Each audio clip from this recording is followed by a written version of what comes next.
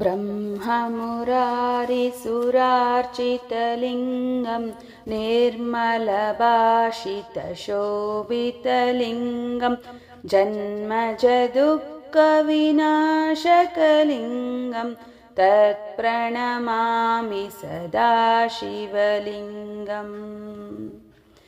देवमुनिप्रवरार्चितलिङ्गं कामदहनकरुणाकरलिङ्गं रावणदर्पविनाशकलिङ्गं तत्प्रणमामि सदा शिवलिङ्गम्।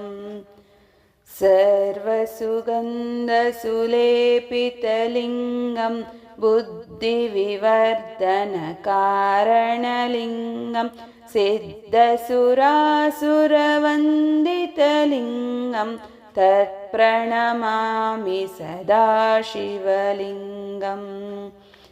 कनकमहामणिभूषितलिङ्गं पणिपतिवेष्टितशोभितलिङ्गं दक्षसुयज्ञविनाशनलिङ्गं तत्प्रणमामि सदा शिवलिङ्गम्।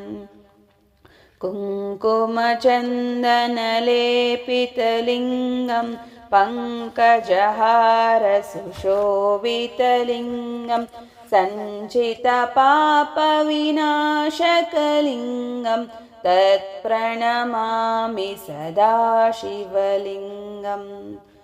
देवगणार्चितसेवितलिङ्गं भावैर्भक्तिभिरेव च लिङ्गं दिनकरकोटिप्रभाकरलिङ्गं तत्प्रणमामि सदा शिवलिङ्गम्।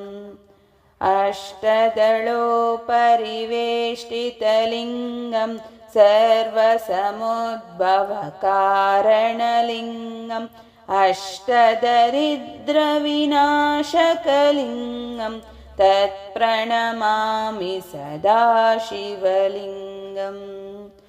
सुरगुरुसुरवरशोभितलिङ्गं सुरवनपुष्पसदार्चितलिङ्गं परमपरं परमात्मकलिङ्गं तत्प्रणमामि सदा शिवलिङ्गम्।